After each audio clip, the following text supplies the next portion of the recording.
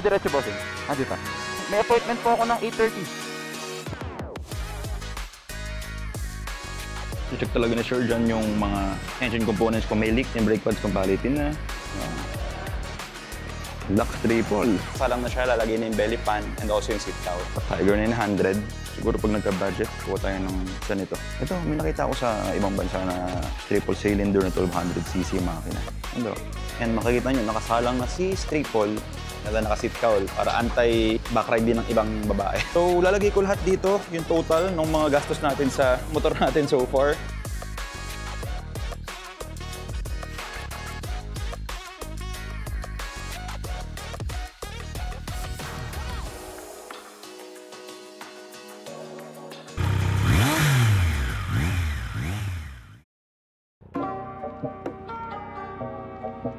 Okay.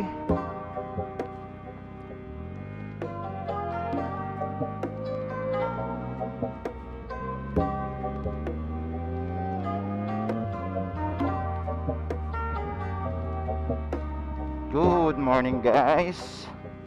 Motolan here and we are back finally with another vlog.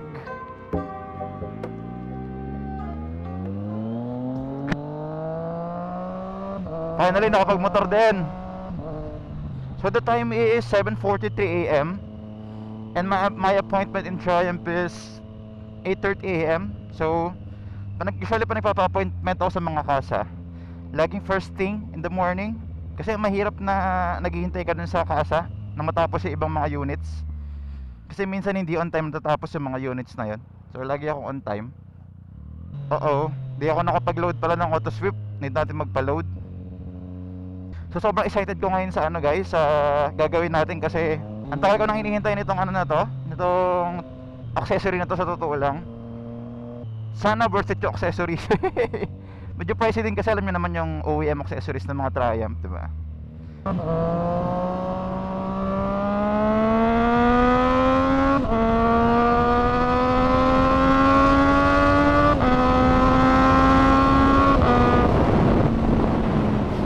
Bukas! Nakapagpatakbo rin ng ganong kabilis.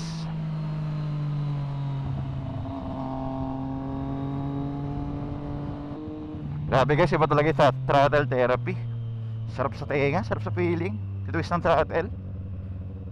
Medyo mainit na lang yung araw kasi anong oras na? Mag-alas 8 na. Pero okay pa rin na mag-ride kahit ganito yung init.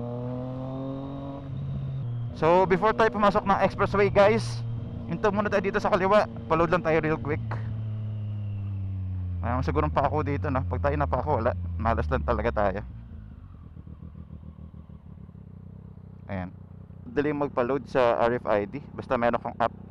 So di naman ako kinakabahan pagka minsan nakakalimutan ko mag-load, kasi sobrang dali lang din magpa-load.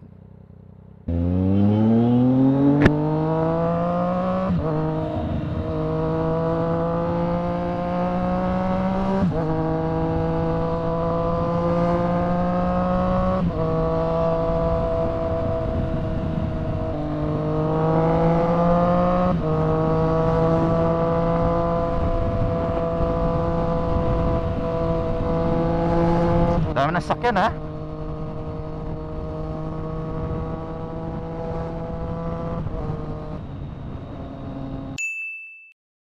Laki nung pothole na yun ha. What? Ayun, laki rin nun, makaka-aksidente yun ha. Kala pag motor yun nakasagasa, binala inaayos. Parang nabalitaan ko nga rin yata yung pothole na yun sa group sa SLEX, pero parang di pa nila inaayos eh. Di ko alam kung may nag-report naman yan or what. So lately guys, just a short life update. Medyo napasok ako sa gym culture, and I have to say I really enjoy it. Dati talaga sa totoo lang hindi ako masyadong ma-gym na tao, and lagi akong hindi naman siya tinatamad, pero may kasama na rin ganun, tinatamad, feeling walang time. Pero ngayon na napasok ko sa gym culture, I have to say na I really enjoy it. And ngayon alam ko na bakit kahit yung mga billionaire sa mundo natin nakakahanap pa rin ng time para mag-gym and to work out. Kasi iba talaga yung benefits na binibigay sa'yo. And binibigyan ka niya ng clear mind eh. For some reason, ganun eh. Parang na ano yung utak mo, naki-clear pag nasa gym ka. Ayun lang, short update lang. Enjoy kasi ako guys eh.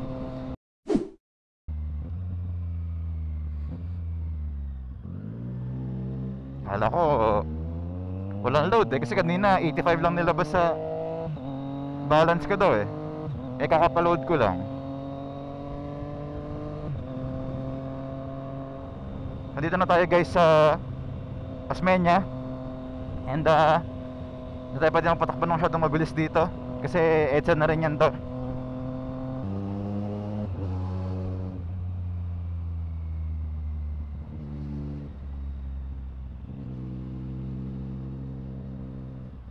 Ito na guys, EDSA na to. So alam nyo na pag EDSA, NCAP, maximum speed 60. Ilang medyo nakaka-frustrate lang kasi kahit na naka-big bike ka na sobrang lakas. Diba yung first gear natin na maabot ng 107, hindi mo siya mapapatakbo ng tamang speed niya. Kasi yun nga dahil mahuhuli ka pag umabot ka ng 60 or more. So tinan nyo, dito lang ko hanggang pag nag 58 ako binababa ko na kasi gaya na binanggit ko dati yung calibration ng speed gun ng EDSA. Hindi ko alam kung accurate. Like mamaya kailangan pala negative 10 o minus 10 ka nung actual speed. Slow and steady wins the race, sabi nga nila. Mas nakakapagod nga lang pagka ini-steady mo yung ganitong takbo. Maganda siguro dito kung merong maximum speed yung motor mo. Meron kasi mga ganun yung iba eh. Yung mag-isat ka na maximum speed lang, so kahit na i-max throttle mo, nakadul lang yung speed nya. Grabe naman yung talbog dito sa EDSA talaga. Nalimutan ko kung gaano katalbog tong daan na to. Papagod ako. Grabe, hindi na ako sanay mag-motor guys. Napagod na ako agad sa itong kalayo. Tapos ganito katalbog na daan. Okay, kaliwa na tayo dito sa Ortigas Ave. Hindi ko alam kung may camera pa rin dito guys, kung 60 lang ba talaga ang takbuhan dito. Mamaya meron pa eh. Baka marungkada na ako, mamaya meron pa dito. Parang wala na kasi nagmamabilis na sila eh.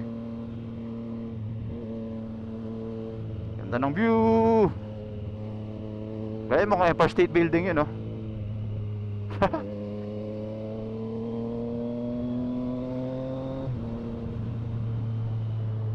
Yeah, 60 speed limit. So meron pa din sigurong camera dito.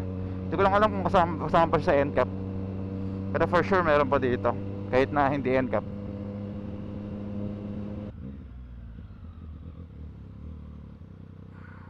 Ay, grabe.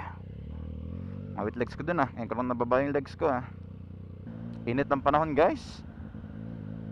May ride pa naman kami later. Init. Time is 8:17 AM. Medyo na paaga tayo na. 13 minutes lang naman. This is it. Triumph Green Hills. Here.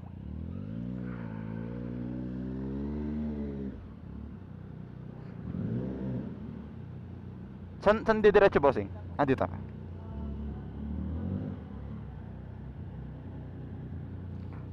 Okay. Whew. Good morning, bossing. May appointment po ako ng 8:30. Okay. Boss, iwan ko ba yung susi? Okay, iwan ko. Sige po. Bossing, picturean ko lang ha. Napaga ako, boss. Okay. Okay. May kailangan ba akong fill upan, bossing? Sa loob na. Okay. Thank you po. Ay. Ayun.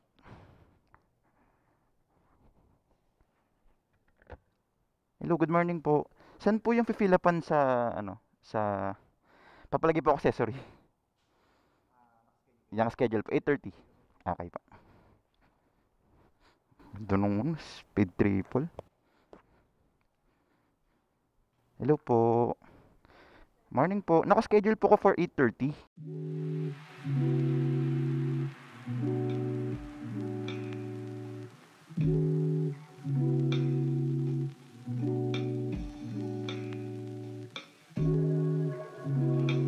So general check muna yata ginagawa nila. Make sure na walang problema yung bike. So check talaga ni Sir John yung mga engine components kung may leak or what. Yung brake pads kung palitin na. So ito yung main warehouse ng Triumph. And yung iba dito brand new, yung iba dito nakatambak lang talaga kasi pinapaayos pa. Pero makita yung laki ng warehouse talaga nila.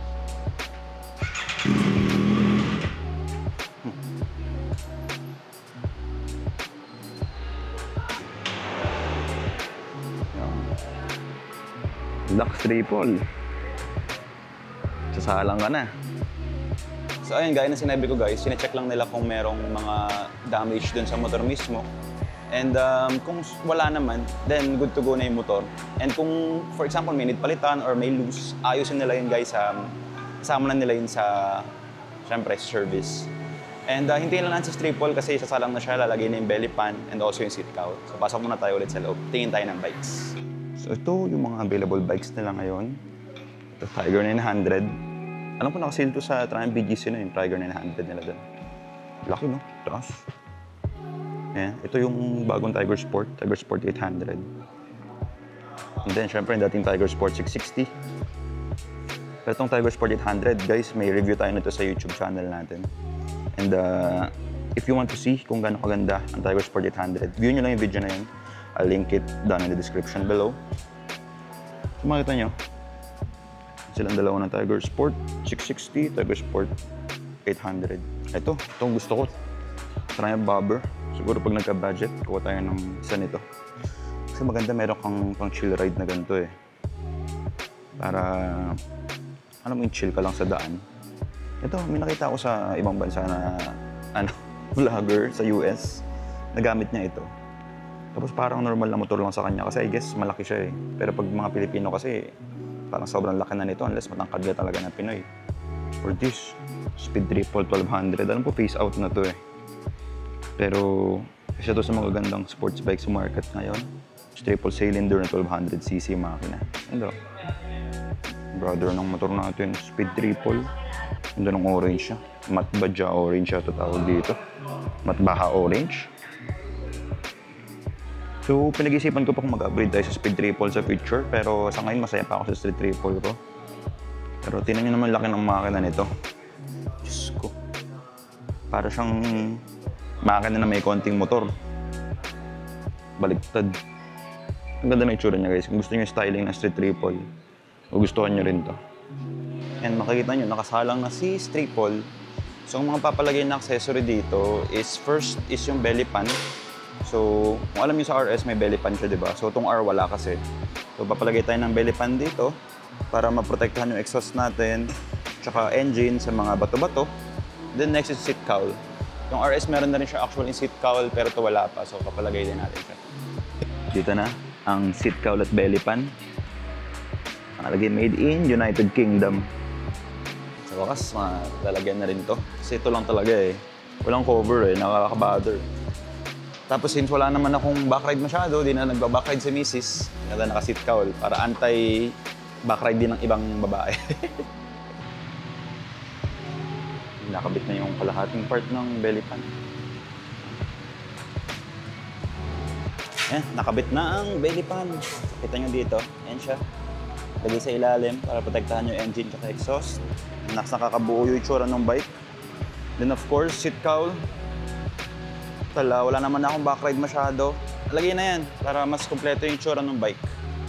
O, diba? Ang ganda. Next up natin sa upgrades, tail tidy. Tanggal natin tong fairing na to. Tapos, bibili ako ng bracket para dito, para matanggal na rin tong tawag dito, passenger foot pegs. Kaya abangan nyo yan guys, yan ang next upgrade natin. Ayan, so tapos na ang ating installation ng accessories. So, ayan na si Triumph Street Triple. Makikita nyo, meron na siyang belly pan. Mas buo na yung itsura niya. And then seat cowl, of course. Palagay na tayo sa likod. And, ayan. Ganda na. So, isa-isahin natin yung mga pinalagay nating accessories sa Street Triple natin since nung binili natin. Una, isa yung engine. or frame slider. Dito rin sa Triumph Green Hills pinalagay. And then of course, next is yung mga rod guard natin. Rod guard RNG, sliders RNG sa harap and sa likod, and also yung paddock stand. And of course, after that, nagpalagay tayo ng tank grips. Tech-spec tank grips sa Gear Off sa Batangas. So, hanggang ngayon, ganda pa rin itong tank grips ito, hindi pa rin siya dumudulas. So, kudos. And then finally, before itong bagong accessory natin, of course, yung ating pinakamamahal na Zord exhaust. So, pangarap ko yung exhaust na yan. And finally, ang latest na accessory na nalagay natin is yung belly pan and also yung seat cowl. So, lalagay ko lahat dito, yung total ng mga gastos natin sa motor natin so far. Pero malapit naman na siya matapos. Ayan, yun yung total cost. And pending na accessory siguro, tail tidy na lang sa future. Ngayon kasi medyo maulan, kahit walang ambag to, at least nakakatulong kahit papaano. Pero bala ko rin tanggalin to. And also, papatanggal ko rin tong passenger foot peg. Pero need muna natin bumili ng block of plates. Anong sa inyo dun sa total nung gastos natin guys sa motor natin? Worth it ba?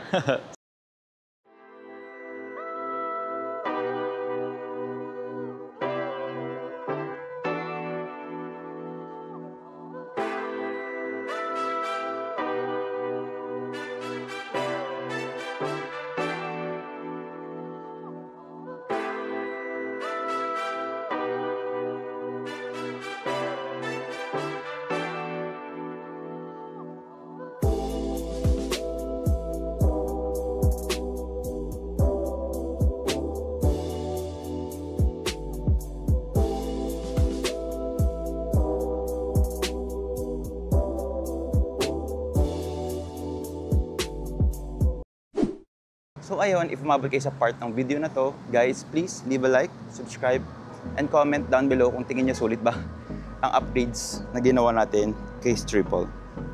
Pero hanggang sa muli guys, see you on the next vlog. Motolon out. Time is barely on our side. I don't wanna waste what's left. The storms we chase are leading us, and love is all we'll ever trust. Yeah, no, I don't wanna waste what's left.